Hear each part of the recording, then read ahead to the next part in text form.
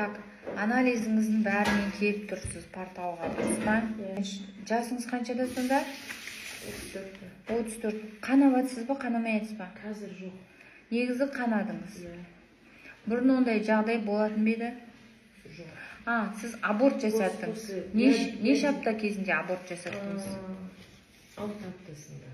Таблетка ішіп түсірдіңіз. Қай числода? 8 октября это было. Ноябрь, декабрь, январь, февраль, март, апрель, 6 ай болды. Содан остаток әлі жүрсіз ба? Ну, я же говорю, после этого я снимала УЗИ, вот все УЗИ, вот даже кольпоскопия снимала. Кольпоскопия вообще басқа нәрсе. УЗИ я снимала. Басқа нәрсе, УЗИ басқа нәрсе, да? По УЗИ сказали, что у меня там и миома, это может и полип. Миома да қанауы мүмкін. Астатық қап кетсе де қанауы мүмкін. Ну, бірақ 6 ай бойы астатық қап кеткен деп сөйтіп жатыр ма поликлиникадағылар? Заключение, матка увеличена деген үлкейген, диффузные изменения миометрии, железистая гиперплазия дейді, кисты депті.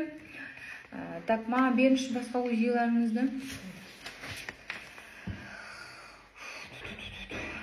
Сіз сонда таблетка ішіп түсіргеннен кейін повторно УЗИ-ға барып, оны айтпады ма сізге мұны?